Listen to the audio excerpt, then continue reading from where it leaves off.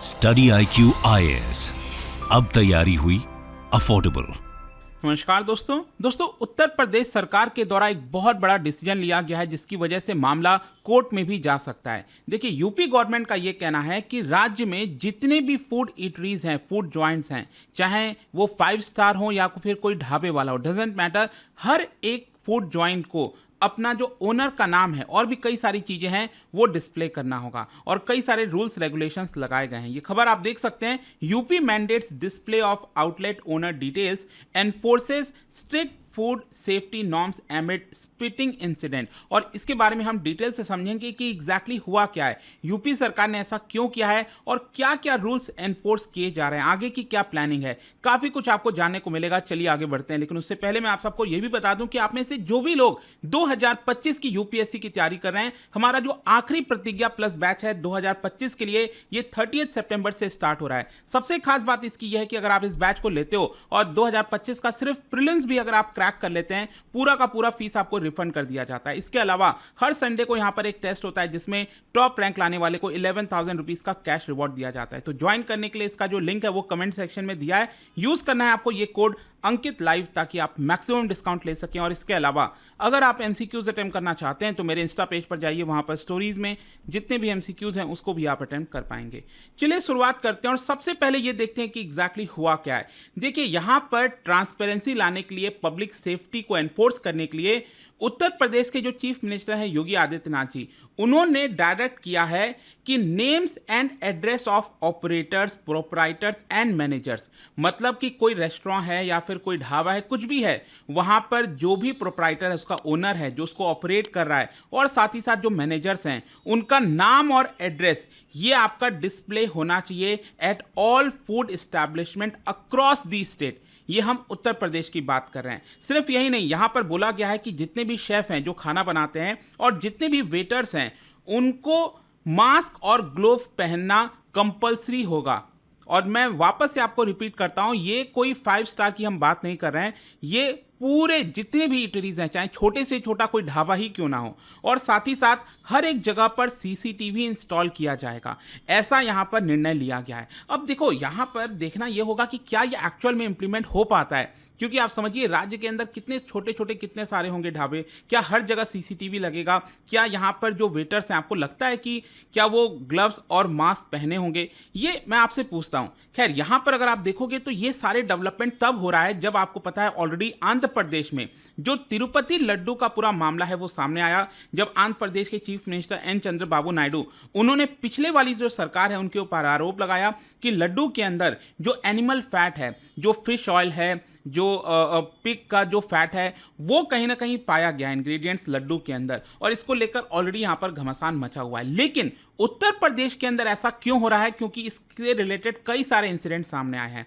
क्योंकि यहां पर बताया जा रहा है कि राज्य के अंदर कई सारे ऐसे वीडियो सामने आए हैं जिसमें इसको एनफोर्स करना जरूरी है। जैसे कि फॉर एग्जांपल बताया गया कि 12 सितंबर को उत्तर प्रदेश के सहारनपुर डिस्ट्रिक्ट में एक वीडियो वहां से वायरल हुआ था, जहां पर एक बच्चा जो है, एक टीनेजर, रोटी बना रहा था और रोटी के अंदर वो स्पिट कर रहा था, थूक रहा था, और इसको लेकर इसी की वजह से आप देख सकते हैं जो एस्टैब्लिशमेंट का ओनर है उसको अरेस्ट किया गया। ये मामला सामने आया। इसी प्रकार से यहां पर गाजियाबाद में आपने सुना होगा पिछले हफ्ते, जूस वेंडर, जो जूस की दुकान थी, वो यहां पर यूरिन मिक्स कर रहा था जूस के अंदर। बड़ा ही कंसर्न था, मैंने भी जब ये वीडियो देखा बड़ा ताज्जुब हो रहा था कि ये हो क्या रहा है। लेकिन इसके अलावा भी आपको याद हो तो जून में नोएडा में बताया जा रहा है कि 2 लोगों को गिरफ्तार किया गया क्योंकि वो अपना जो सलाइवा है वो जूस में डाल रहे थे, कंटेमिनेट हो रहा था।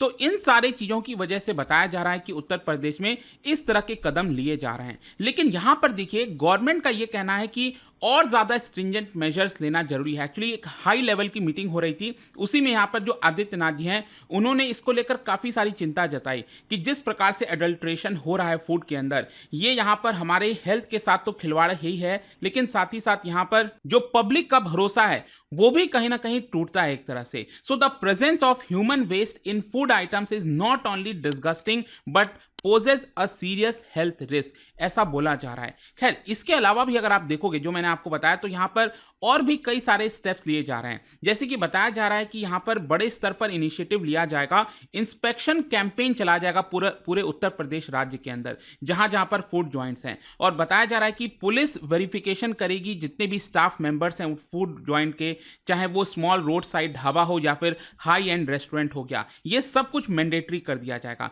इसके अलावा यहाँ पर joint team from food safety and drug administration और पुलिस और साथ ही साथ लोकल अथॉरिटीज, उनकी पूरी ज्वाइंट टीम बनेगी। वो ये सारे मामले को चेक करेगी, जगह जगह पर जाएगी और देखेगी कि क्या यहाँ पर जो रूल्स लाए जा रहे हैं, जो स्टैंडर्ड्स लगाए जा रहे हैं, क्या वो उसको फॉलो किया जा रहा है कि नहीं, ऐसा यहाँ पर बताया गया है। इसके अलावा यहाँ पर सरकार का यह भी कहना है कि वो कंसिडर कर रही है कि जो food safety and standard act है उसमें बदलाव लाया जाए, उस कानून में अमेंडमेंट किया जाए, ताकि यहाँ पर जितनी भी नेसेसरी चीज है जो सरकार इंप्लीमेंट करना चाहती है वो हो सके। क्योंकि अब पता ही आपको, अगर यहाँ पर मान लो सरकार कानून में चीजें नहीं लाती हैं, तो मामला अगर कोर्ट में जाता है तो हो सकता है कि यहाँ पर कोर्ट जो है साफ साफ कह दे कि इस तरह का कानून नहीं है।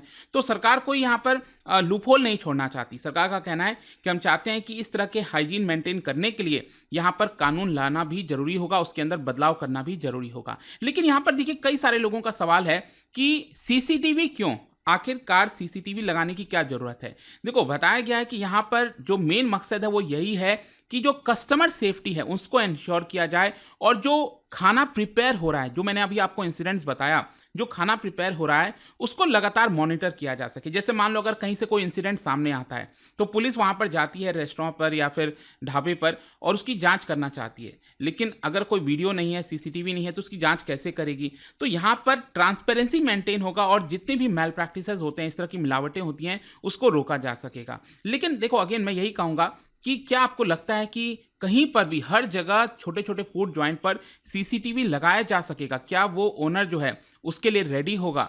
ये एक बड़ा सवाल उठता है। खैर, इसके अलावा अगर आप देखोगे तो यहाँ पर ये मामला कुछ महीने पहले भी आया था। अगर आपको याद हो, जो कांवड़ यात्रा चल रही थी उसके दौरान भी स्पेशली उत्तर प्रदेश और उसके बाद उत्तराखंड, मध्य प्रदेश, कई सरकारों ने क्या किया कि यहाँ पर जहाँ जहाँ से कांवड़ यात्रा निकल रही है और जितने भी फूड स्टॉल्स वगैरह आते हैं, ढाबे आते हैं, उनको कह दिया कि आपको अपना जो नाम है, जितने भी वेटर्स का नाम है, उसको डिस्प्ले करना होगा। और एक्चुअली अगर आप देखोगे तो इसको लेकर कई लोग क्रिटिसाइज भी करने लगे। मामला सुप्रीम कोर्ट तक चला गया था, और मैं आपको बता भी दूं कि सुप्रीम कोर्ट ने यहाँ पर डायरेक्शन दिया था कि ये डिस्क्रिमिनेटरी है और ऐसा नहीं होना चाहिए, उसके ऊपर स्टे भी लगा दिया था।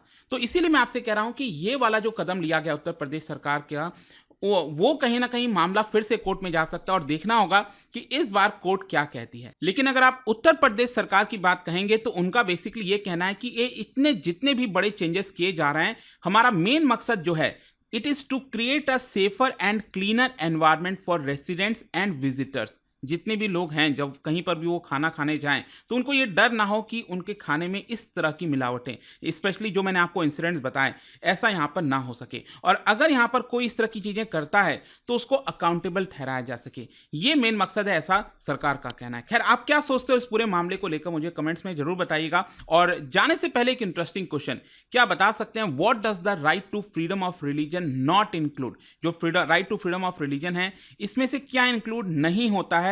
4 ऑप्शन में से आपको अच्छे से ध्यान से पढ़ के बताना है। और इसका जो राइट आंसर आप सबको पता है, मेरे इंस्टाग्राम पर तो मिलेगा ही, वहां पर अगर आप नहीं, कोई बात नहीं, टेलीग्राम से ले सकते हैं इसका सही उत्तर। मैं कई सारे जो एमसीक्यूज हैं वो यहाँ पर स्टोरीज में डालता रहता हूं। अगर आपको पीडीएफ चाहिए तो टेलीग्राम पर आइए, अलग अलग सोशल मीडिया पर आप जुड़ पाओगे। और जैसा मैंने आपको बताया, अगर आप यूपीएससी की तैयारी करें, स्पेशली प्रतिज्ञा प्लस, अच्छा 2025 की अगर आप तैयारी नहीं कर रहे हो, या फिर 2026-27 अगर आप लॉन्ग टर्म बैच लेना चाहते हो, उसके भी स्पेशल बैचेस अवेलेबल हैं। उसका भी जो लिंक है वो कमेंट सेक्शन में दिया है। Again use the same code Ankit live to get maximum discount. And I hope कि वीडियो आपको पसंद आया होगा। मिलता हूं आपसे next time. Till then, thank you very much, see you soon.